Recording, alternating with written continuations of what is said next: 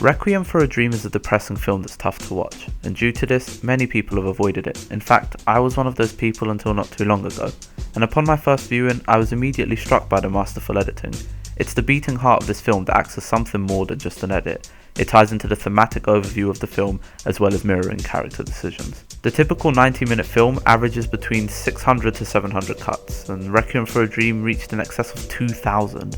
And this was done so that director Darren Aronofsky could create a hip-hop montage, as he likes to call it. And a hip-hop montage is an editing style that collates various clips to the sound of an instrumental that reaches somewhat of a crescendo while the clips move at a ravenous speed. But the quick cut editing of this film works as a means of unifying the stories of its four titular characters. Every action that one takes in turn affects the other. Without the fast-paced editing, this consequence would be lost on the audience, even though it's the main driving force behind the film's excellence. The quick cuts create this feeling of obsession and repetitiveness that the characters find themselves in due to the abuse of drugs. Additionally, the editing forces the audience to understand what it feels like to be trapped in a vicious cycle of addiction, regardless of whether it is to food or drugs or whatever have you. It makes the audience reflect on what they might be obsessed with, its consequences for the people around them and the cycle that they are living through. Aronofsky and editor Rabinowitz shortened the length of scenes as the film grew older in runtime. It starts off with an average of 90 seconds to 2 minutes of uncut scenes and then gradually reduces so that by the final act, everything is moving at an uncontrollable speed. Put your spine back into it. Come on! Time is of the essence because they are on the brink of destruction. The shortening of the scenes emphasizes how quick one can become entrapped by addiction and how quickly it can destroy them. It reflects the outcome of the lives of the characters, who no longer control themselves. As their world spins due to uncontrollable addiction and depressing outcomes, our world spins too. We as the audience are trapped in this story. In their quest for satisfaction, the characters enter darkness and never return.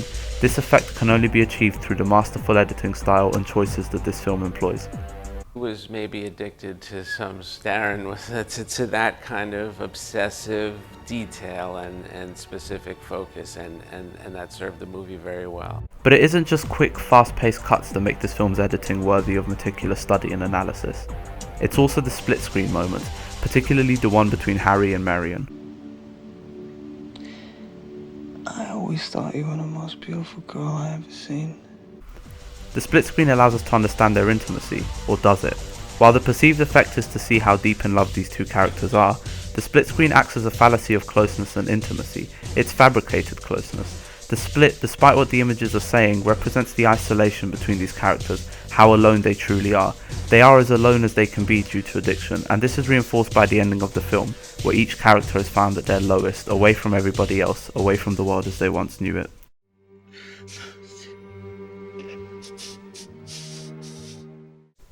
When the split screen separates Harry's mother, Sarah, from the weight loss pills, it's done so as a means to represent the good from the evil, if you will, the purity before it's tainted, the clean body before it's riddled with addiction. And due to the speed at which this film moves at, it's definitely fair to look at the before and after of characters. Harry no longer looks as youthful as before, and the same can be said for Marion, while Sarah undergoes tumultuous weight loss and mental deterioration, and Tyrone is devoid of his confidence. The time-lapse style of editing combined with quick cutting, particularly in these scenes with Sarah, contributes to the idea of mental consumption. It represents how quickly one can become entrapped and addicted and find comfort within that addiction.